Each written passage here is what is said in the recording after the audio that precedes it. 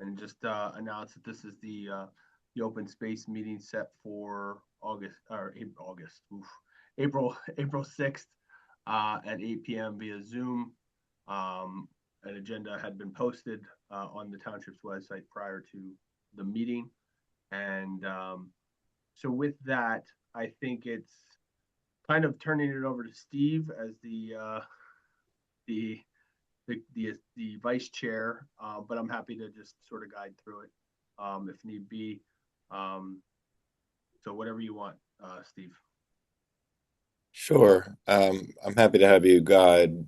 I know we've got, a pretty brief agenda, just going through the different project submissions, and Mm-hmm. you want to take us through them or start Yeah, a discussion? and the one person that is on is actually Tador Whitman from the Arboretum. Great. So if there's any desire from the committee to have him get on and speak a little bit to the two projects that were submitted by the Arboretum, that might be a good idea. But for now, the first is, and everybody on the committee has received this, and we could talk a little bit more about during open discussion how we want to proceed when these applications do come in. I know it's been asked of me whether we can get them on the website, however may want to do it, but we can discuss that a little bit later. But the first is the native plant restoration efforts at the Core Hartshorn Arboretum. Um, Priya, I don't know if you have any additional initial comments or discussion on that particular item, or if the group feels like it would be beneficial to bring in Tador, um, if he's willing to do so. I know he's probably just listening, but to speak about it. If Tater's on the call, I think it would be best if he answered any questions that members had directly. Great. I will promote And I, Tador. Oh, oh, sorry. just can I ask Alex? So I know do we have a rubric? Like, were we supposed to have filled that out beforehand based on the information here, or was Well, that not yet? no, I don't think at this necessary at this point. I think an introduction to the projects and understanding of them, maybe ask some questions. But and then I think it would have been my sort of suggestion to the group that we have those filled out for the next meeting to discuss these further and decide at that point which ones to push up for recommendation, if any or all, to the township committee. Got it. Great. So today's meeting, we're going to learn about these projects in a little more depth, and then we'll be ready to apply the rubric for next time. Right, and it'll give us a little bit of extra time to we'll pull together sort of the necessary information for the group within by the end of the week so that you have that information. Got it. Got it. Yeah, the objective information that we're no longer filling out. Okay. Correct. All right, great. Yeah, so I don't know, did anybody have any comments on the panel before we open it up to Tidor, is it? Tador, yeah. Tador? Tador? No? Okay. So All right. let's go ahead. That'd be great if you can present to on both of these. I'll bring him in.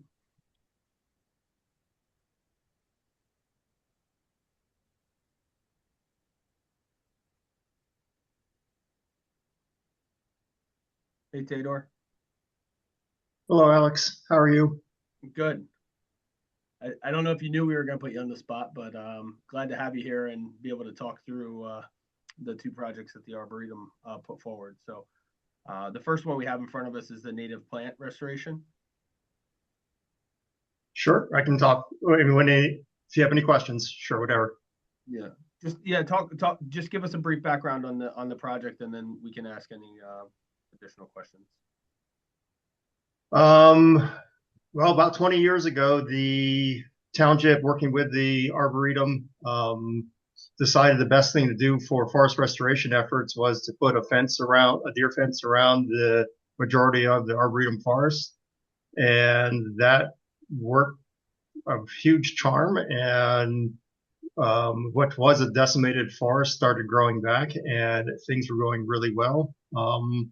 Until about 2020. And one of the great gifts of the pandemic was a tropical storm that came along in the middle of the of the summer of 2020, and it dropped a large tree branch on the corner of the Arboretum and knocked down about 100 feet worth of fence.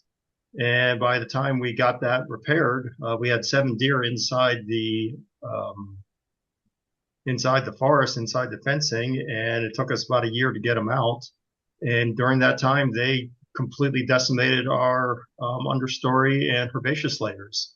And we are trying to get that all back. So we need funds for literally buying native plants, planting them, and then supporting them. We can easily supply a list of what plants we want to buy from the local and not so local nurseries. We were being guided by the Native Plant Society, and we've decided that this is a great opportunity to actually partner with the Native Plant Society to start a new volunteer program to get people helping us to actually volunteer their time and cultivate these plants while they're inside the forest and help them to propagate and try to sort of get back what we lost. During that 1 year time we had all those deer inside the fence, we lost about 7-8 years worth of growth. So 1 year put us back almost a decade. That sounds great. So I understand the money would be used for purchasing the plants, but also, I guess, implementing this volunteer program. Is that the idea? Implementing the volunteers, because buying the plants is only part of the issue. Then we have to get them in, and during the first year after they've been put in the ground, it takes a lot of effort to make sure that it's a stressful thing for them. So they need to be babied along for about a year. Once they're set in through a winter time, they're usually pretty good about self-propagation, self-support, and all that kind of stuff. But that first year is kind of tough, and don't want to spend a lot of money on a bunch of plants just to have them turn into mulch because we weren't caring for them. And we're looking at this as an opportunity to start a new volunteer program. And what's the cost associated? Is there a number yet? About 25 a year. Okay. And so I've asked for 25 a year for 6 years, just because I'd like to being optimistic that this is going to be a long-term program, very successful, and I just want to keep the avenues of moving the plants in at a rate that we can care for them. And at the end of the 6 years, we should have a significant chunk of the forest operating the way it should be. New forest volunteer program, fully functional. But I can't spend it all in 1 year because there's just no way I can transport that many plants and care for that many in 1 year. So I want to spread it out over a reasonable period of time. So And buying plants every year for 6 years, getting them Yes. in maintenance, and that would be $25,000 a year for 6 years. Correct. Yes. And the fence issue or any future deer issues already been resolved? Is that Fence has been repaired. All the deer are gone.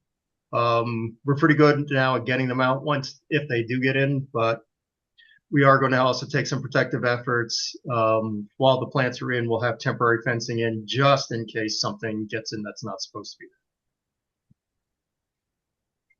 So the planting areas will be doubly protected, so to speak. I'm sorry, what was that? The planting areas will be doubly protected? Yes.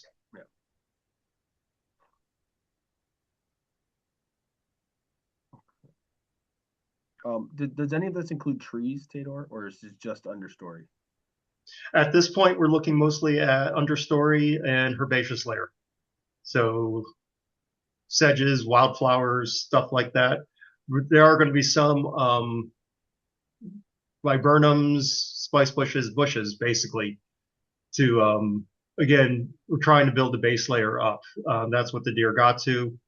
There probably will be a future ask, not for this, but for trees. If beech leaf disease continues to be a real problem, that makes up around 15% of our forest, and we'll need to replace those trees. But hopefully that's 2-3 years down the line. Can I ask, so it sounds like the planting would be done, I guess, by your staff plus volunteers. I mean, this is not very much money if you actually have to hire like a a landscaper or somebody who does this stuff, right? Correct. And You know how- where we're going to get the plants. We're going to go get them. Might have to actually rent a truck if we actually get the grant. So, because there's a lot of plants we want to bring in. Get them in the ground as fast as we can, and then start up a regimen of care for them. Okay. And you know, I don't know much about the Arboretum and how it's funded normally. Is it generally funded through donations usually, and this or Two major revenue streams: fee-for-service programs, field trips, some school groups, summer camps, weekend programming, stuff like that. And then we do a lot of fundraising on the other side. okay. So if the open space money was not available, would this project just not get done because it doesn't have the, you know, enough funding in the Arboretum budget? We would still try to do as best we can. It'd just be at a smaller scale. And the projection of when we can get the forest back up and running is just going to take longer. Helpful. I think Josh has his hand up. Yeah, I'm with Steve. I don't really know much about how the Arboretum operates, and I was just curious, is there full-time staff that is paid, or is everything volunteer? We have 4 full-time staff members. I'm one of them. And would any of this money go towards that, or is that still going to be completely separate? The vast majority of the money is going to go to the purchase of the plants, any equipment we need to support the plants. We might have to hire a landscaper at one point or another to assist us, but we don't anticipate that. The vast majority of the money is going to go for plant support and acquisition. So plan support, acquisition, potentially contract labor, but no full-time staff would be getting any of this money in overtime or in salaries or wages or anything like that. That would still be kept separate. Yes. Okay, thank you. Yeah, go ahead. Alex, I don't know what the protocol is with the hand thing. Should I tell Yeah. people to Yeah. go ahead, or do you want to do that? No, go ahead. That's fine. Okay. I just wanted to make mention of the staff or the organization of the Arboretum. So when Tater said 4 full-time staff, that's including him. So he is the executive director. Then there's 3 full-time environmental educators. So it's fairly bare bones vis-a-vis the amount of programming that they deliver to the township, in terms of summer camp, in terms of adult programming throughout the year, as well as mini camps and field trips, etc. I think the other thing worth noting is this program already taps into a pool of volunteers from the township, teen volunteers from the high school and middle school, as well as younger kids. And I think Tater has been successful in identifying residents in town who are interested in helping with the planting. I think they're already doing invasive species control in the forest. So, you know, it seems like it's a good way to kind of increase community partnership, and just get residents to get, out in the woods and do more stuff out in nature. So it's part restoration, but it's also community engagement. At least that's the way I read it. Thank you, Priya. Sounds great. Okay, well, I think there's no decision to be made here. This is very helpful information. If there's no other questions, do you want to move on to the next project? Okay, so Tater, can you speak to the classroom retaining wall repair? The back of the classroom retaining wall was supported back in 1931 by a bunch of railroad ties, and it's reached a point where they have decayed to the point they're collapsing, they're falling down. So started looking for ways to shore that up and protect one of the original trails that was actually laid down by our founder, Cora Hartshorn. Had a couple landscapers come out and take a look at it. They gave me the estimate that I submitted, and we're going to That'll include ripping the railroad ties out, reshoring everything up with dirt and boulders, and then secured with native plantings to prevent any future erosion.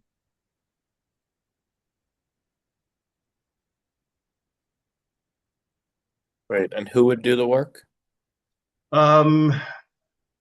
Birch Hill was going to do it, but then he just retired, so I'm going to have to find a new company to take a look at it. But you think that estimate is going to be similar or the same? Yeah, I do. Okay. Are there any questions from the panel? Oh, sorry, David. I didn't see the hand. No, that's all right. Just put it up. So thank you. Yeah, a question for Alex on that part of the project. Does that have to be done, through bidding through the town or not? I just don't know. Just a question. Yeah, no, I think it's a fair question. Generally, that has not been the case, because it's the Arboretum control, is responsible Doing for it. Okay. the maintenance of the site. All right. Thanks. That was it. Thanks, Steve. Thank you, Mike. Yeah, thank you. Theodore, I'm curious, how much use does that outdoor classroom get, like, throughout a typical year? We use it every day during the summertime because that's where we park the Squirrel Scouts, the younger camp kids. Mhm. It's used just about every weekend when we have volunteer groups. That's where we like to stash them and sort of get everything organized actually out in the forest. And we usually it's along one of the major walkways. So almost every field trip that we use, we actually go by it or into it. Great. Thank you. So if I had to put a number, I would say it's directly used about 30% of the average year.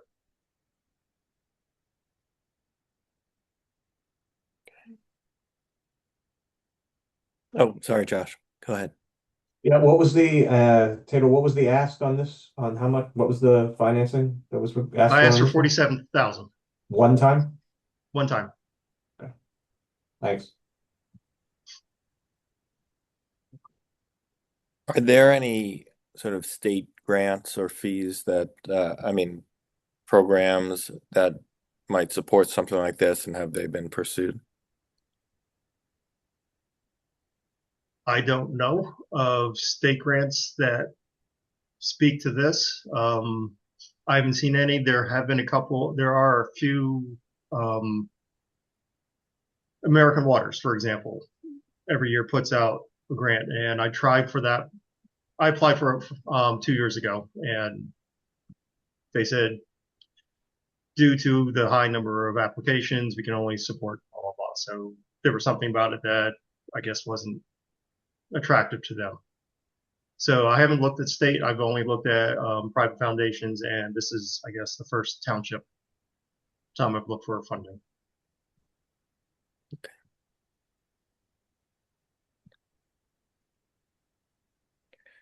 Any other questions? Theodore, has this be, I mean, in your mind, the reason you're asking for this has this become somewhat of a liability as well? I'm concerned. I don't know if it's a liability yet. I don't like the way some of the hillside is behaving, and I think it might become a concern. It's not going to get better all by itself. I don't know. I don't want to put a timeline when I'm going to become truly concerned, but I'd like to fix it earlier rather than later. So if you don't get this money, will you have funding to fix it? Not this year. Okay. I'll have to find some from someplace else. And would that ever mean that area would have to get shut down until it does get repaired? Would there come a point, if you can't get the funding, where you might have to cordon it off so that? Yes, we would have to reroute the main trail around it. Okay.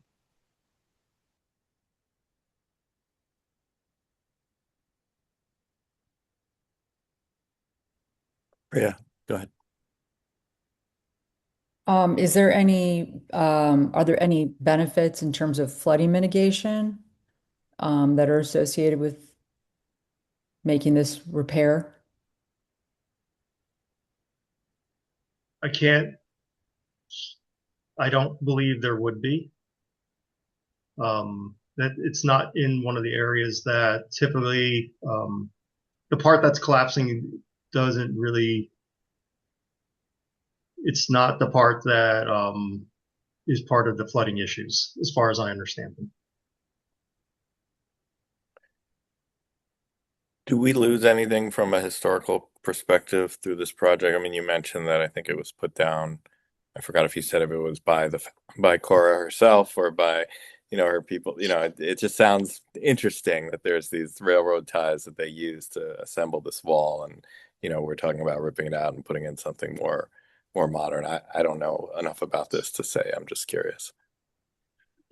The upper trail itself, that the part that we would have to reroute, is the trail that Cora Hartshorn definitely put or designed into the landscape.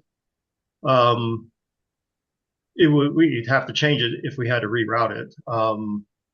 I think they used the railroad ties just because it was useful material that happened to be available because of the proximity to the railroad station that was being built about the same time that the Arboretum, that were being used.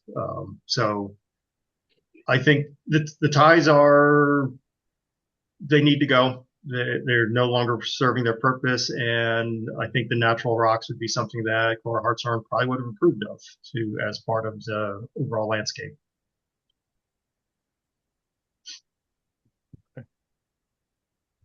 Well, thanks very much, Tadar, for humoring those of us who don't understand what you do as well as we probably should. But I know that all of our kids, those of us who have kids in the township, have had their eyes open quite a bit through the programs that the Arboretum does, and we're very appreciative for that. No, thank you. We're trying our best, and we're trying to make everything as good for the kids as we can make it. Yeah, I had 3 kids through Glenwood, and they all loved the Arboretum days. I love the fact they could just walk to us for programs. That's precious. It's something that can't be replicated. Does Alex have his hand up? Yeah, I just had Sorry. one quick follow-up. Sorry, Taylor. Given the wall, given the sort of the reconstruction of the area, is that something you would at least just discuss, maybe just have a discussion with the HPC on? Or have you? You might have had that already. I don't know. Discuss with who? I didn't quite get that part. The Historic Preservation Commission. My understanding is that when we became part of the historic village, they were concerned only about the buildings and not the trails. But I certainly won't have any issues talking to anybody who has a concern and answer whatever questions I need to answer. That's a good point, though, Taylor. Yeah, understood. Yeah, that is generally the concern. Yeah. And I'm definitely going to talk to Parks and Rec and the forestry folks before we, make sure that whatever the landscapers want to do is okay with them as well. Okay, great. All right. Well, thanks very much for your time, Tadar. I appreciate it. Yeah. I'll take anytime. Thank you very much. Thank you. Thank you.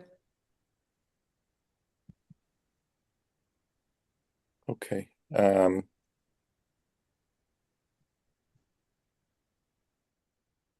Does the group want to discuss anything else about the Arboretum projects, or should we move on to the next one? No questions on the Arboretum from me. Okay. So if there's no objection, let's go on to what's next on the agenda? The Battle of Springfield? Yeah, 132 Melbourne Avenue. Yep. Okay.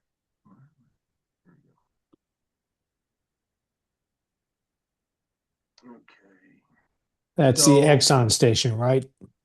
That's correct. Yeah. Okay, thank you. So Priya, you submitted this, and I forgot if we decided on a protocol as to whether or not Priya is allowed to weigh in on this, or if she's just informing. What's the Alex? Yeah, I mean, this is a little bit of a township one as well, because this has been discussed at the township committee level previously. It is also the subject of the committee just approved a resolution to do a HTRSF. Don't ask me what the acronym is exactly, but it's basically a grant for potential hazardous discharge. As you know, it's a former gas station that burnt down about almost 15 years ago at this point. And it is so the state has a 100% funded grant program that allows you to do preliminary assessment and site investigation of the site.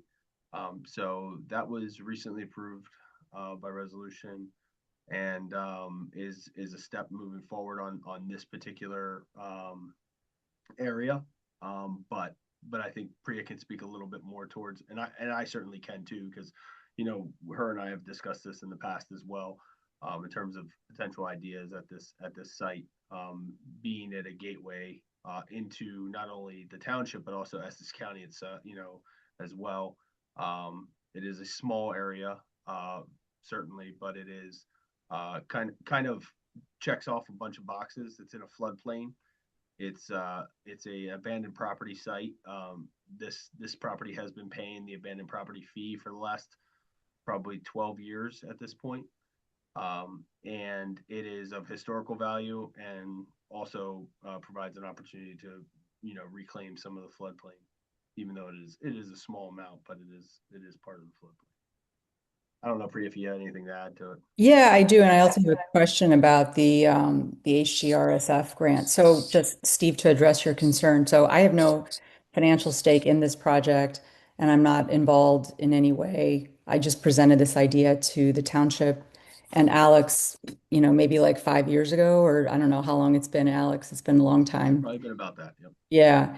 And where I would recuse myself from voting is certainly the Arboretum, because I am on the Board of Trustees, along with Dave Cosgrove. So that is something that I won't weigh in on.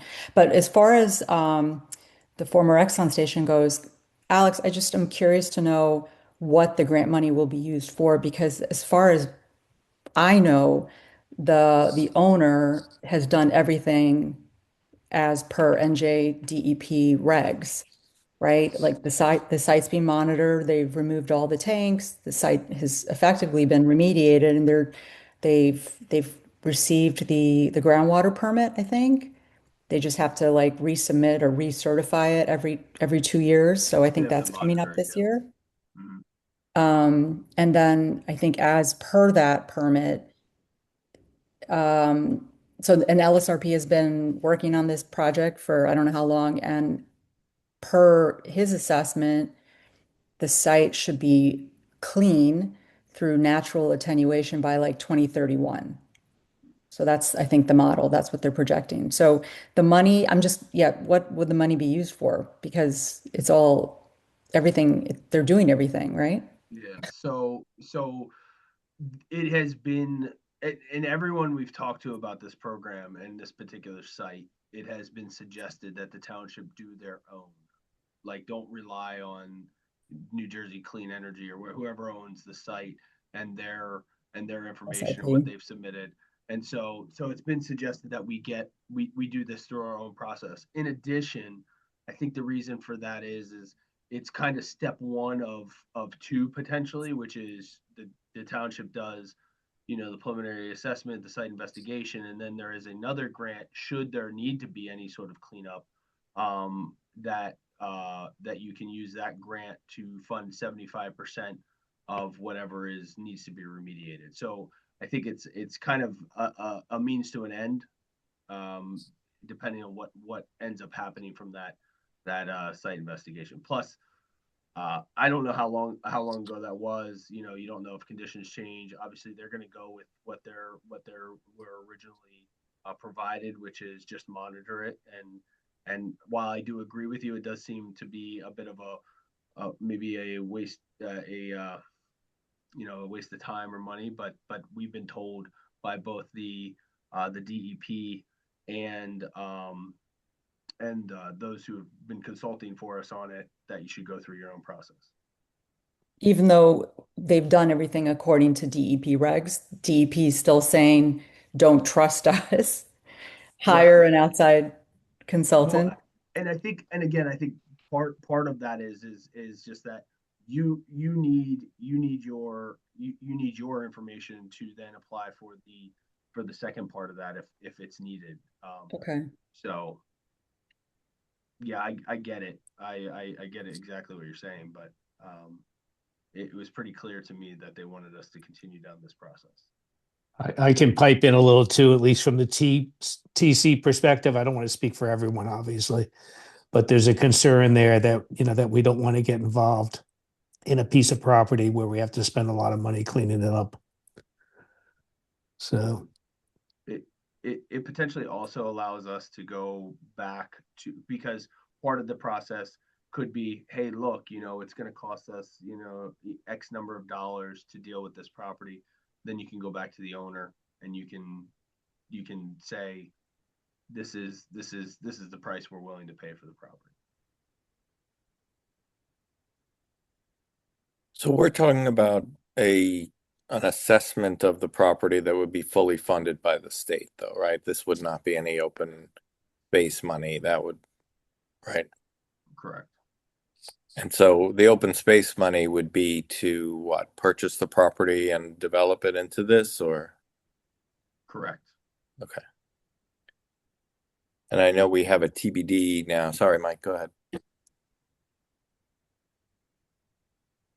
So just curious, in that intermediate step, let's say we get the preliminary investigation and there is some remediation that has to be done. 3/4 of it would be paid by that state grant. Would the remaining quarter, would that be paid by the township general fund? Would that be asked from open space? My understanding would be the township. It would not be open space, which is why the township committee is sort of starting this process, because ultimately it's going to be up to them, whether they want to move forward with something that could or could not require remediation. Go ahead, Priya. Oh, sorry. I guess I just don't really understand what the purpose of this additional analysis will be, Alex and Dave, because let's say we have this funding to do this additional analysis, and they say that X amount of remediation needs to be done, and we say that we deliver that information, that report to the owner. The owner is going to say, I've done everything as per state regs, which they have. This is all public information, right? They've remediated the site.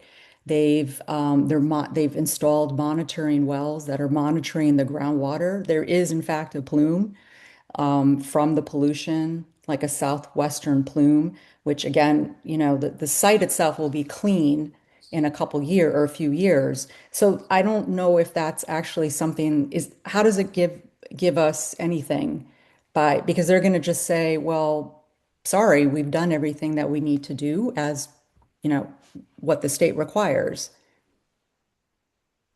Yeah, I mean, I don't want to send, I wouldn't want to send the town down a road where the town ends up in a fight with the former owner about who's responsible for cleaning it up, or with the DEP.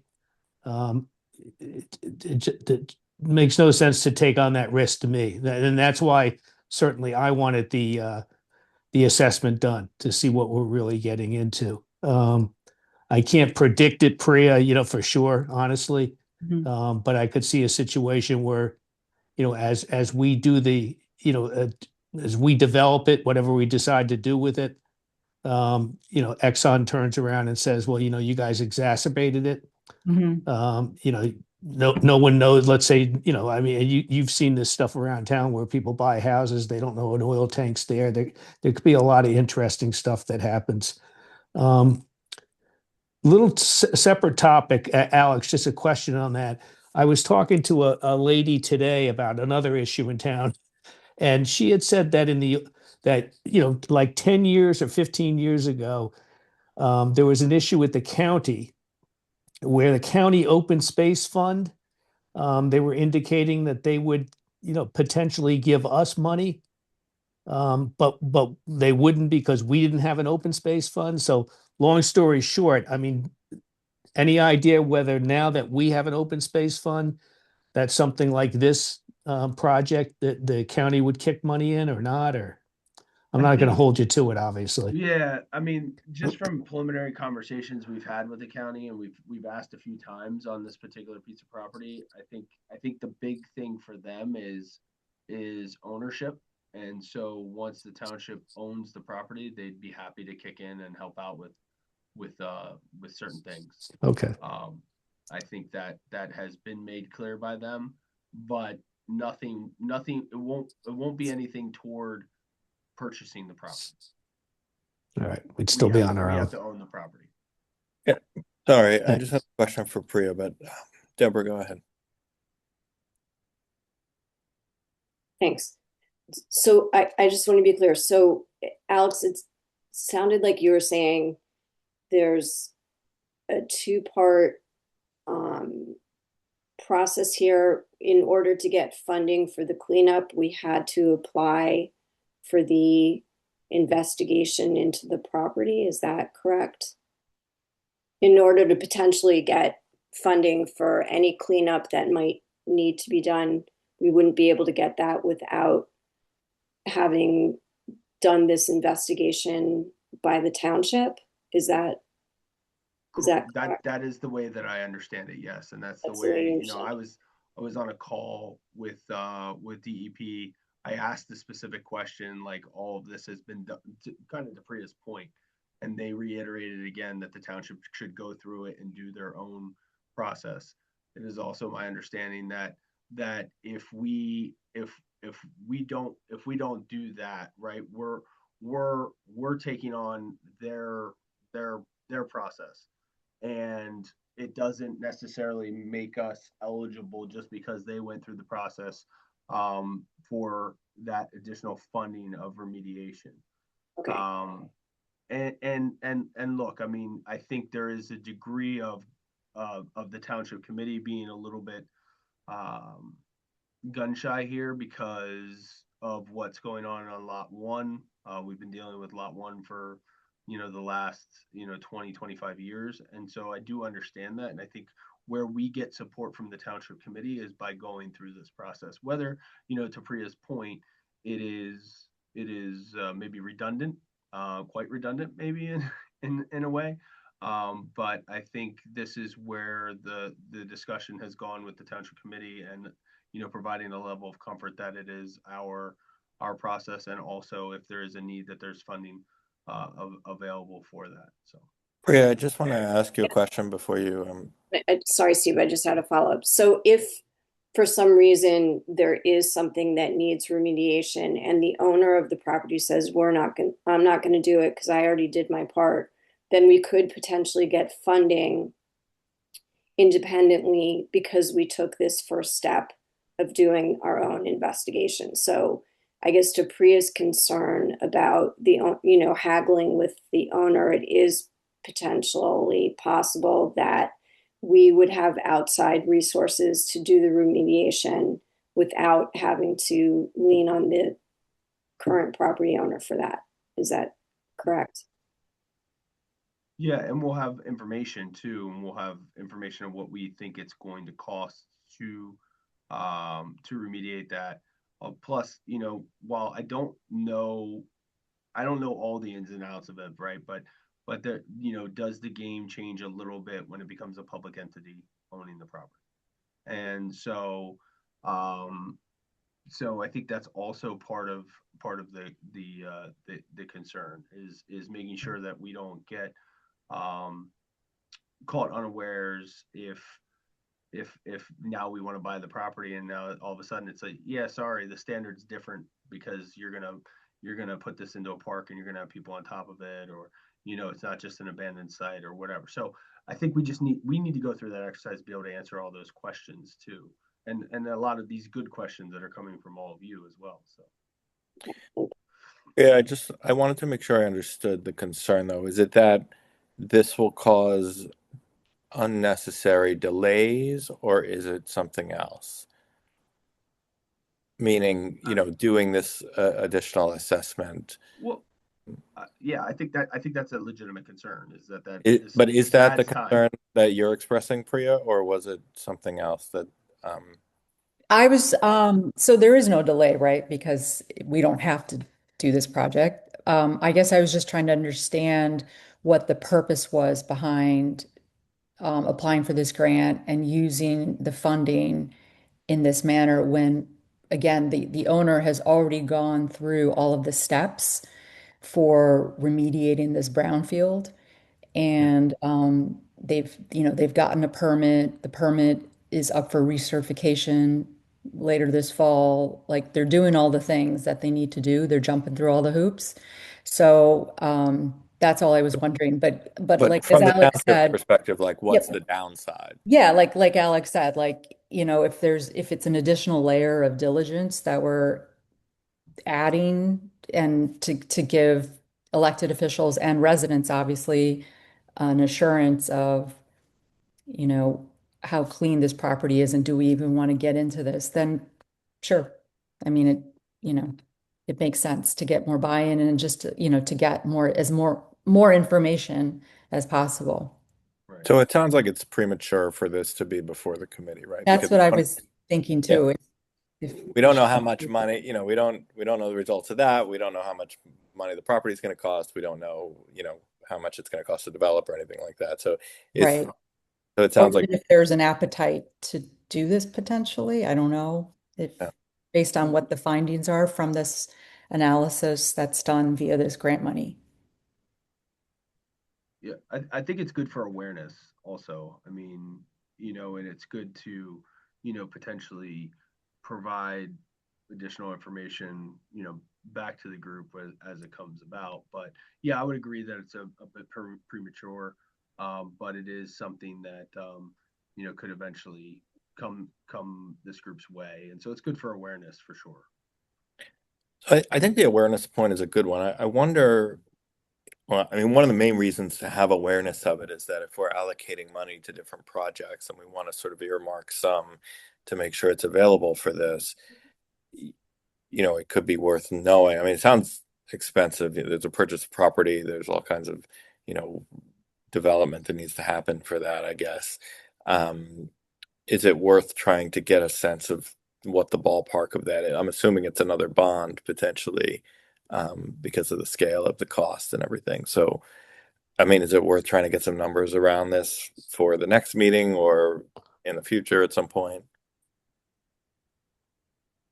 Yeah, I mean, I think we can do that. I mean, I wouldn't, I think we'll certainly take that as a lower priority item, but we can come up with, some sense, but in the end, the issue is that you don't really know, given the fact that if there is something that needs to that we would go back to the owner and look to reduce the price based on the information that's provided.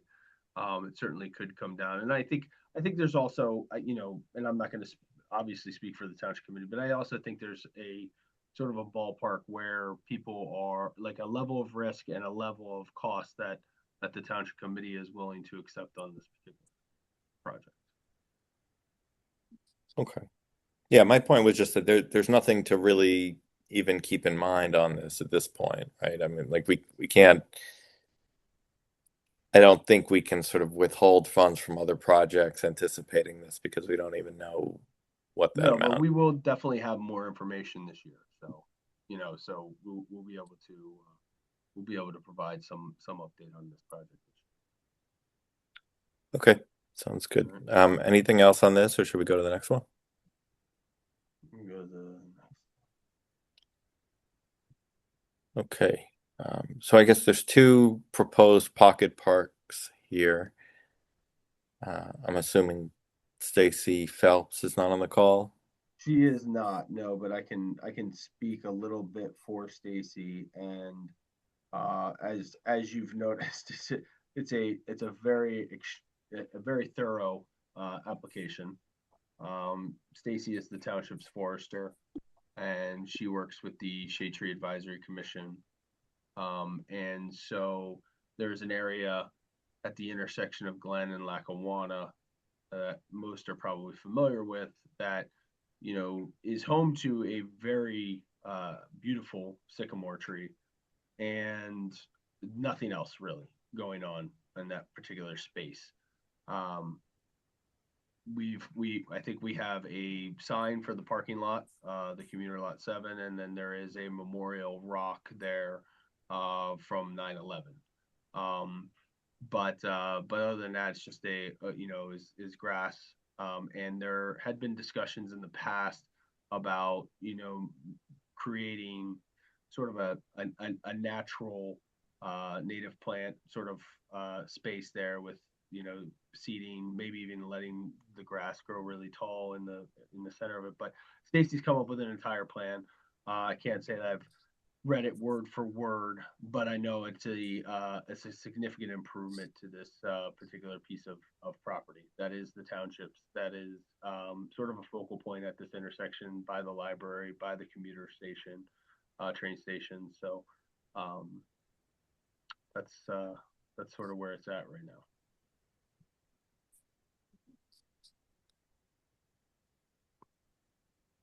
Okay. Oh, sorry, Priya, go ahead. Oh, thanks, Steve. So I just wanted to add that this was a land acquisition project that was mentioned in the open space rec plan. And so it's on page 40, just for reference, and it's number 10, Milburn Train Station. And I think Stacy, in my conversations with her to better understand what she was thinking, she thought that it would also be a well-suited space, and this is mentioned in the plan as well, a well-suited space for farmers market, since we lost that. It used to be previously at the parking lot across from whatchamacallit, Common Lot and that whole corner. But anyway, I was also thinking back to our 2020 downtown vision plan when there was a talk or there was actual mention in the plan of creating kind of like a greenway that would link Locust Grove, which is the South Mountain parking lot on the corner of Glen and Lackawanna, and linking anyone that comes to visit or park, because a lot of people come from out of town or from the city, take the train in, go and do their hike or their trail run in South Mountain, and then walk down Lackawanna and kind of hit Taylor Park. And there was talk about how Lackawanna was a little bit of a dead zone. There just wasn't any like nice landscaping or even hardscaping. There was just blank walls.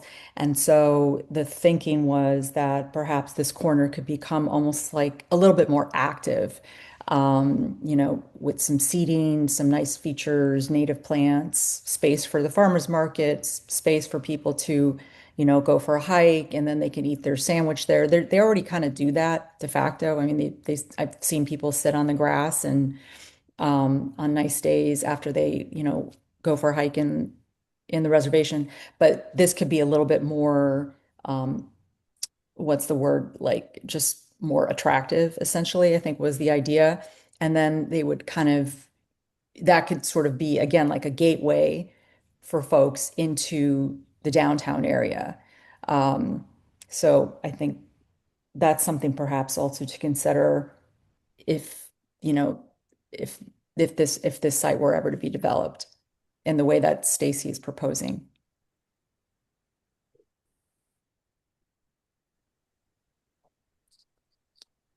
And Alex, we own that land, right? The town does? Correct. Yes. Yep. So the money would be used entirely for upgrade, development, planting, and so on. I saw some irrigation stuff. I'm assuming there's a water supply there, right? I don't believe there is currently a water supply. Oh. But they Didn't it say the first aid squad? Yeah, That's right next door. Yeah, right. right next door. Yeah. I thought you meant is there already irrigation there? No. Oh, yeah. Yeah. But it's not like, they would have to run. No, they would be able to get water. Okay, any other comments on that spot?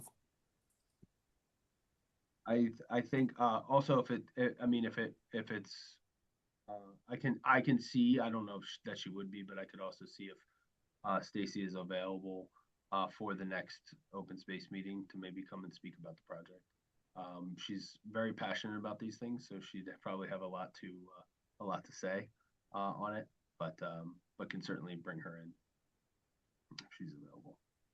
And is the township sort of behind this? It's just a matter of getting the money, or are there other, competing? I don't know that this project has been brought up to the township committee in any way. But it has been, obviously it's in the recreation element and open space. It's I see that. also been discussed at the shade tree and environmental commissions as well. So, with that, I would say yes, but, I wouldn't be able to say that the township committee has knowledge of the idea, directly. But also, I think the other part of this, just to keep in mind, is that this would also pay for people to do this. It would not be done by our Department of Public Works. This would be a landscaper or landscape architect doing it. Mike, go ahead. Yeah, just going right off that, Alex. So for a funding request like this, 300,000, that would just be to do the initial setup and landscaping, and then would ongoing maintenance and taking care of the park then afterwards be folded into the public works? Correct. Okay. Correct. Yeah, which is obviously also something to keep in mind as we go through these different projects is that, yes, we would then be responsible for maintaining them as we do Taylor Park or Giroux Park or anything.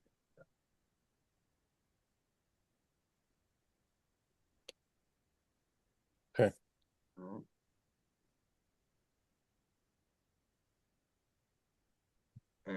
Okay.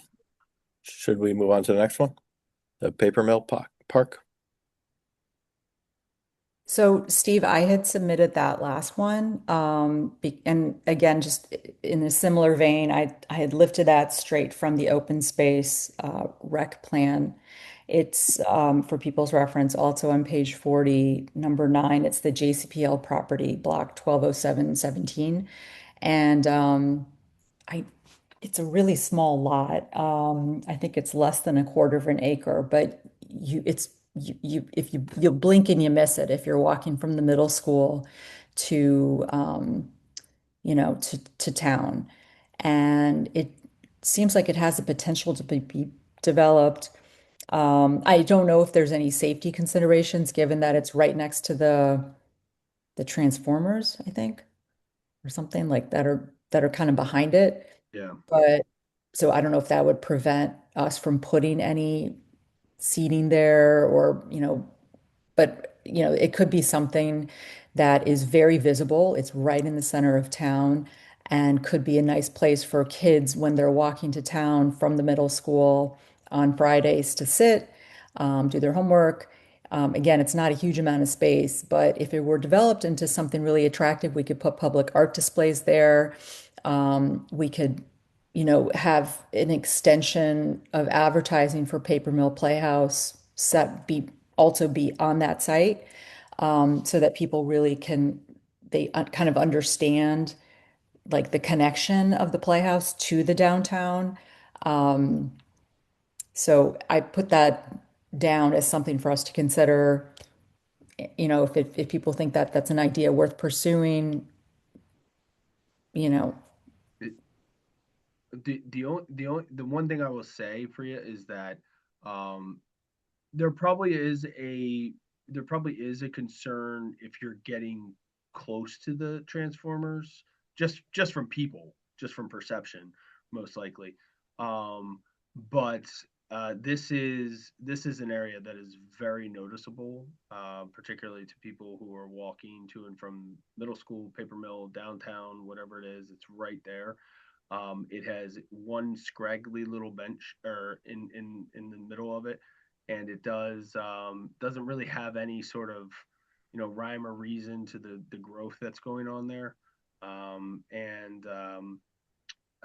it does not surprise me that it is a part of the open space plan. It's been discussed a few times. We've actually reached out to JCP&L just for some maintenance of it. It is relatively difficult to get them to think about, landscaping when they're thinking about power. So those are the only thing, we've asked them, hey, are you good with us replacing the bench? I think that's in process, but that's really not a whole lot as it relates to that piece of property. But just for some context there, we have spoken to JCP&L, and their response is, quite frankly, we're not going to do anything to it, but we're happy if you want to put a bench there. We'll clean it up. We'll make it, look presentable. If there's trash on it, we'll come get, that type of stuff, but nothing in terms of a capital improvement there is going to happen. Yeah, I mean, I'm guessing they wouldn't have much incentive to really do anything that would be attractive. And that's why I thought it might be a nice opportunity for us to do something that's very visible, um, for residents to really understand, what this trust fund is, which is it's about building parks, it's about building, about beautifying the town and making it look more lush and inviting and walker and, biker friendly, et cetera. So I thought that that could be something worth consideration. Deborah, go ahead. I'm just wondering how impacted will that space be by the potential development at 9 Main Street? Because that's going to be a pretty big building. And related to that, I'm wondering if there's any way, once that development starts happening, if we can get the developer to pitch in some money to help develop that piece of property, given how close it is to 9 Main Street. So two questions. Well, go ahead, Priya. You got an answer for that? Do because so when I looked on the SDL portal, it looks like there's 9 Main Street and then there's an L-shaped lot, which I think is 11. And then this lot itself is next to that as you go closer to the intersection of Essex and Main.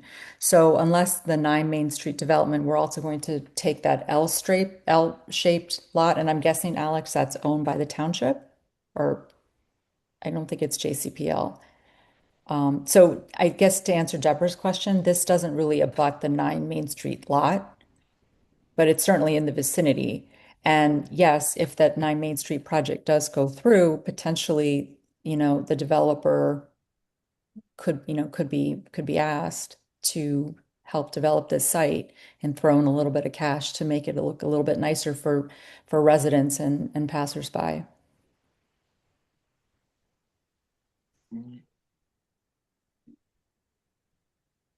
Sorry, I was just going to chime in there real quick, but Josh, go ahead. You got it. No, I was just kind of, I went on a map just to kind of understand the piece of property and, having lived here 20 years and never noticing it, it's kind of wild.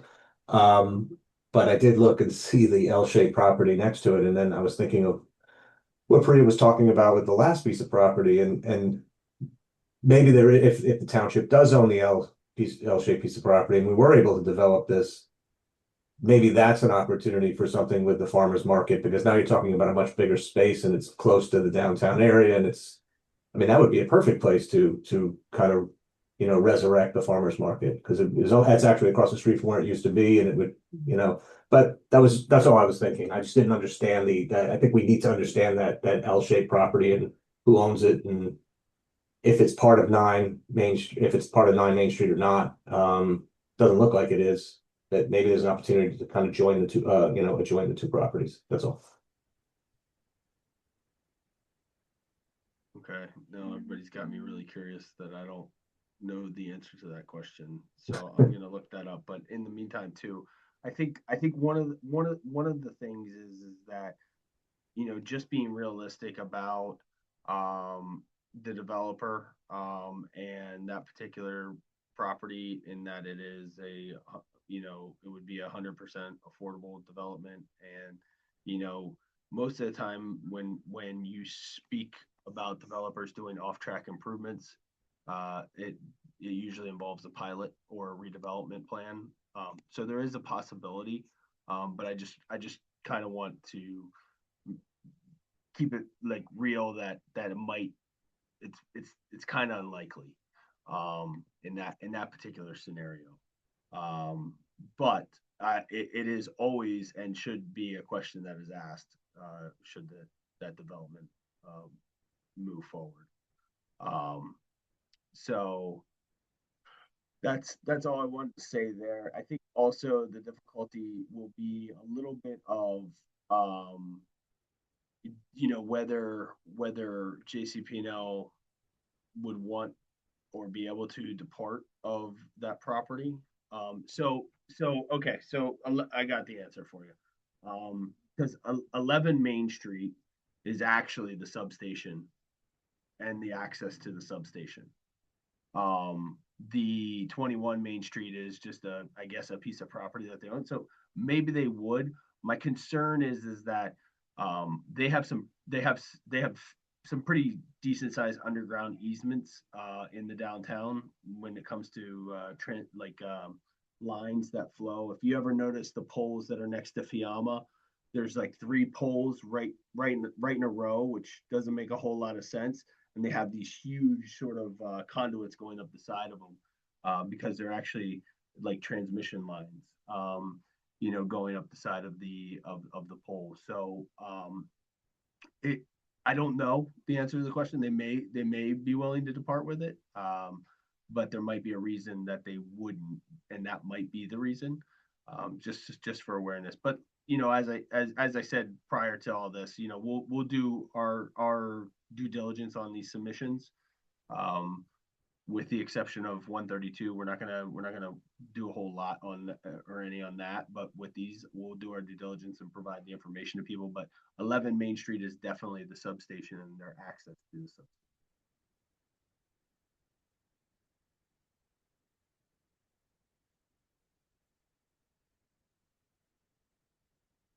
But just for my 2 cents, I think being able to do something with this property would be great. It's very visible.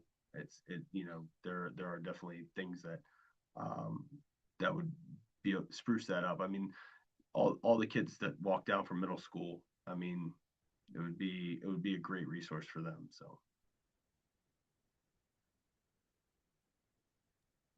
Just a question on this. So we said that like they don't really care too much about, upkeep and things like that. And I saw the 300,000 figure in the thing. So I'm curious, acquisition would be one thing. Would it be possible to work out some kind of like use agreement or lease where it's like, hey, we're going to landscape this with some agreement that like we are allowed to do that for X number of years so that it doesn't, get landscaped one year and then they do something else the next year. Because you could see like I'm looking at it on Google Maps, you could see putting some like spruce trees or something for privacy and people wouldn't even see the substation behind in such a great spot between the middle school and the downtown. yeah, yeah, I think that's very possible. I think it's definitely worth a discussion. I can start with our JCP&L rep, who our government affairs rep, and speak to them about it and what the appetite might be like with that.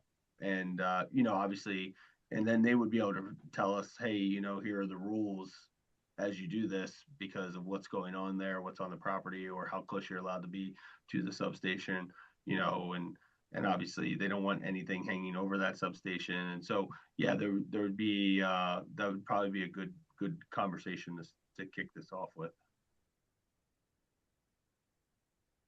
The 300,000 proposed, though, that anticipates both acquisition and development.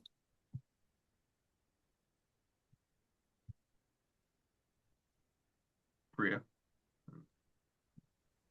Yeah. I mean, it was really kind of like throwing a dart at, you know, I wasn't sure. I took in the assessed value and then rounded up. I put it in here. I guess to really do what we're doing now, which is to kind of spark a little bit of conversation and see if there's even like an interest in this. So, Okay. I mean, it sounds like a good deal if we can get it. Um, Hmm.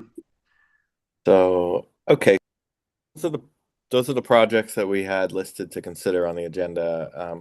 Anything else anybody wanted to say about those projects?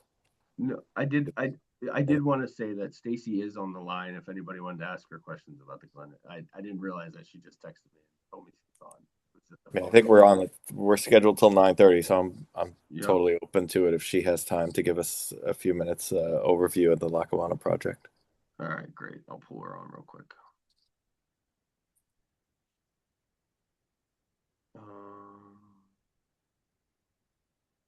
Does it allow me to promote? There we go. Stacy, you're on. Nah, she probably stepped away.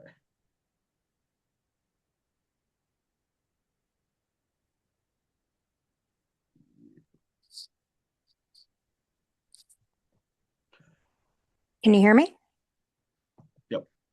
My apologies. I was on the call the entire time, but I selected audio on accident. So, um, yeah, essentially, I think that this is a beautiful little plot of land that's already owned by the township. But currently, all it is grass, and we have to mow it constantly. And this gives an opportunity to sort of be, as Priya said, a connector corridor between Locust Grove and Taylor Park. And it could be a really beautiful spot for people to wait while they are commuting. Just, a lovely place to sit in the shade. And obviously, the 300-year-old sycamore tree would be our focal point. It would be ADA accessible. We would use Perky Pave, which is like a porous surface that water can still penetrate, so it helps with stormwater. The native plantings and flowers would essentially take care of themselves over time. We would really just be looking at routine seasonal maintenance in terms of like deadheading flowers and mulch. I would want irrigation there. I was thinking, I don't know if there's a water source at Locust Grove, but it might be nice to even have like a water filling station, like a water bottle station in the park, just, for ease of access. But yeah, does anybody have any questions about it? would there be water at the first aid squad, which is right there? Wouldn't there be an ability to get water? I'm not sure if there's like an outdoor water source, but essentially, I think that would be a good tie-in point for the irrigation that would maintain the park and Yeah, the I think plantings. she's talking more of like a water fountain and bottle filling station that we just installed at Dro. Um, Uh, something like that. Like as you're going on your hike, hey, stop here and get your water before you go.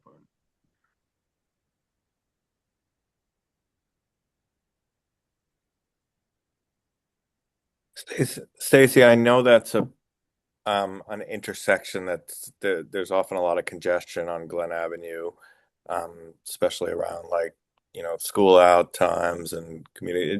It seems like there's usually a backup of cars going back past the library, right to that intersection. How would that affect, I guess, this park? And in terms of like people coming there, would you imagine they would drive and park in the parking lot next to it, I don't or think that people would visit this park just to visit this park. I think this park would be a, a beautiful area that people could, wait for their train to come in, if the train was running late, or a meeting place if people were coming into town to visit. I mean, I think this intersection is already pretty congested in terms of commuters and students, but that's only going to get worse with all of the housing that's going up. And so, again, you either have congested railway lines of people waiting to catch their train or give them an extra space that they can relax while they wait.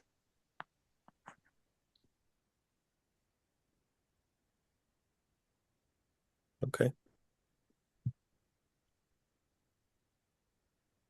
I just wanted to add also, I'm thinking about this. South Mountain Conservancy had they get a lot of foot traffic through their ferry trail. Um, During COVID, I don't know what they did, what they put out on Instagram and Facebook, but the ferry book or the ferry trail, sorry, not ferry book, ferry trail is super popular with city dwellers. Um, so, I think, and Steve, I actually live in Wyoming, so I I'm subjected to that intersection like 20 times a day, and it gets backed up regardless. Um, but I think the ferry trail, between all the people coming to Melbourne from the city for that, or just again to hike in the forest, I think that it provides, I think it would be good for the downtown businesses to kind of have this as an extension almost of the downtown. It's just one more kind of feature of our town. It which and it doesn't have to involve parking or food and beverage. It's just like it's almost like a spreading out of the downtown in a way. I think it would also just protect that piece of land in the future, right? Say a developer, I mean, because that would be a beautiful location for a developer to want to put up additional housing in the future. And if we had a beautiful park protecting around this, 300-year-old sycamore, I just think that what a beautiful way to spend open space money. Yeah, I was thinking the same thing, that it's a way of protecting that corner because there is talk about the Melbourne train station lot in terms of development. So it is using some foresight for that. Yeah. I like the idea too. Do we know, Alex, or anybody, do we know if there's a bottle filling station across the street in that parking lot for the ferry trail? I don't think there is. Okay. I don't remember it. But yeah. There's one in the library, but Yeah. Oh, there is. I mean, Okay. it would be an excellent location. It's a neat idea. Yeah. Yeah. I think the other thing too is and just again another thing to keep in mind as we go through this process. So like, right now that piece of land by Glen and Lackawanna is just, kind of a piece of land that, happens to be a part of Lot 7, or whatever that block and lot is that includes Lot 7. And there's no real distinction to it. But by providing a park space, some seating, all that, quite honestly, it could be named a park in some way and then provided on the township's ROSI, which will then absolutely protect it from future development. mm. Which is, I think, again, one of the missions of what we're doing here too. It's a good spot too. I think it's a good idea.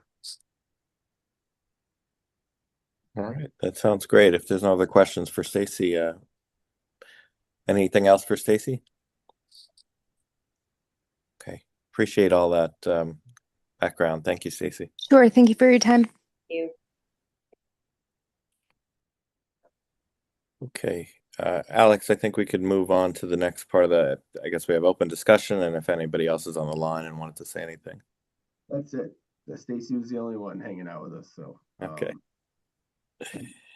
But I think the one thing for open discussion that had been brought up by maybe one or two members of the committee was when we receive these applications, right now they're just they're going in through a Google form. It's not, that's something that I don't know whether anybody had any issues getting access to the forms, but if you did, there's no other really like location to get it.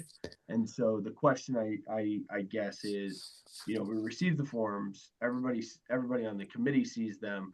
Do you want them to be public as we receive them, or do you want them to be public after this initial discussion, or not at all? I just kind of wanted to open it up to the group and see what the decision was in terms of once those applications are received. I'd lean towards once they're submitted, make them available, but I don't know what the rest of the gang thinks. But why don't we just vote I know we only have 11 minutes left. Mike, did you want to say anything? Oh, just yeah, I'm in favor of having them be public after submission, and I'd even love for there to be some public of like, just a rule of thumb saying we'll discuss them at the upcoming meeting and make a plan for when to vote, or just like and have the specific projects listed by like if you are interested in this project, you should attend this meeting to hear the committee talk about it, just so that people know when to show up.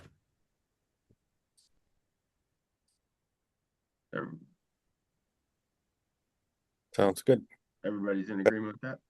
Okay. So once we receive them, and again, I can't say that I'm checking it every single day, but once we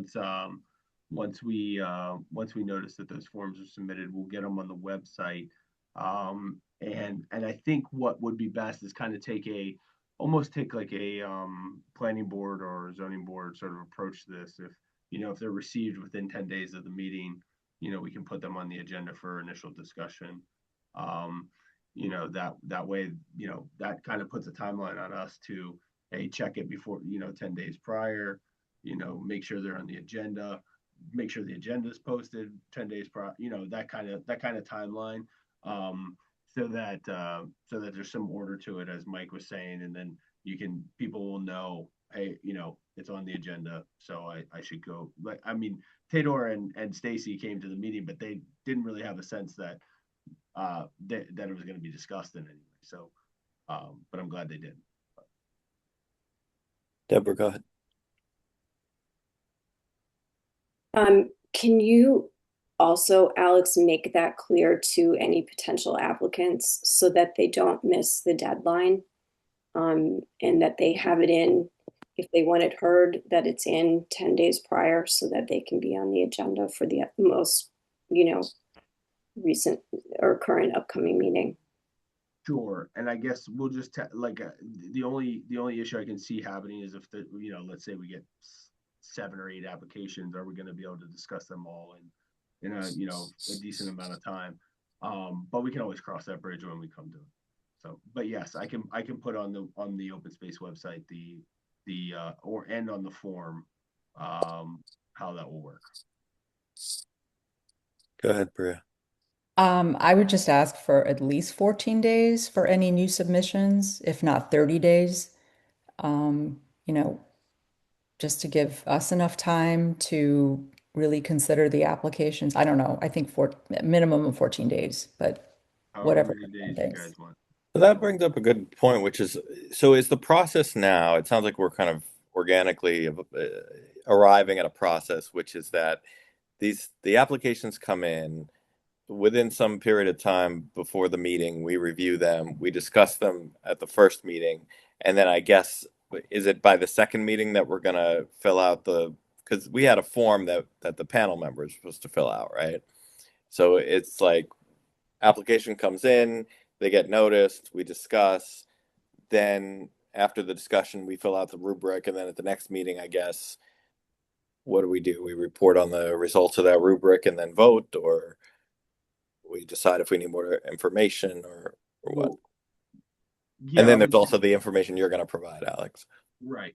And then also, I think much like tonight, like we discussed, one of those projects submitted, we're not necessarily moving forward with, or, need to do a rubric with at this time. But I think that initial discussion allows some of that vetting initially to be prior to filling out the rubric. But I agree with your sort of sense of it. And then, it's not necessarily that, it has to be voted on. It's almost are we ready to vote on it? Okay. And then it could get pushed to the next meeting. But we might want to give ourselves some timeline to vote on a particular, because obviously, you don't want somebody to submitted something and said, sorry, it took us, 120 days to figure out whether we wanted to vote on your application or not. Yeah. So are we okay so for the 4 projects that we didn't sort of back burner on this meeting, do we want to set a goal to have each of us fill out the rubric by the next meeting? Alex will assemble the other information, and then we come to the next meeting with both our rubrics done, as well as any questions or additional information we think we need to be able to make the decision, and then plan to, provided we have all the information we need, plan to vote at the following meeting. Does that sound like the right timeline, or do you think we'll be ready to vote on? I mean, the Arboretum ones seem fairly straightforward, but does that sound like a reasonable ask for the next meeting? Do you mean for all of them, or just the ones that we have? Like you said, the Arboretum, I think we have the information, right, for those two. Yeah, the other two. The town lot next to First Aid, I think we have it. Paper Mill, maybe not, or maybe, I don't know. I think for me, Yeah. those two, I think Tater has a very clear idea of how much he needs. For these other ones, I think the requests are a little bit sort of speculative at this point. Right. So I don't know that we're ready to vote on $300,000 for the Lackawanna Park, because we have no idea what, realistically that's going to cost. Or Right, and I think it's a good opportunity to, if there is additional information needed from the applicant,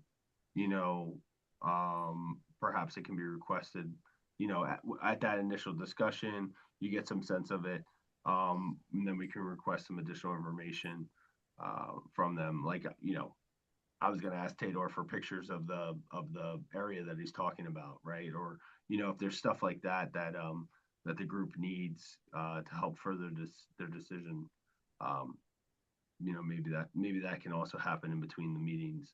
I mean, it's a lot to happen in between the meetings and then potentially vote on it, but I feel like, assuming we're not getting inundated with applications, and we've already established that really 2 of these are advancing in that process for the next meeting. Maybe there can just be a focus on those while we're asking for additional information or gathering additional information on the 2 pocket parks. okay, that sounds good to me. And- Sorry. Quick question. Does Tador have a window in which he needs to plant, so that we don't want to postpone it too much, because planting season is a limited time? Is that something we have to consider for him?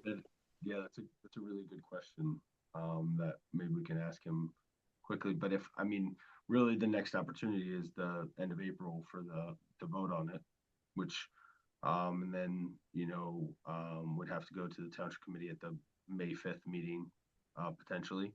So could all be sort of wrapped up in May. But I'm gonna guess, given the logistics of it, he's probably gonna do some fall planting, rather than looking to do it in the spring. So. Okay, can I ask just to use the last minute or two on an update on the Fields project, if you have anything Sure. there? Not a whole lot to update, except that so tomorrow night township committee meeting, there will be a resolution on for the committee to confirm the recommendation of the Open Space Trust Fund committee, and then the second reading on the bond ordinance for that project.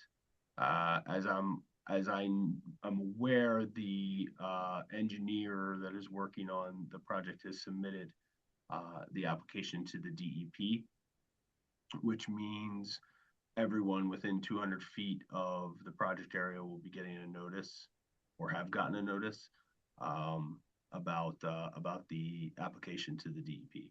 Have not heard anything more on it from that perspective, but that is where that project currently stands.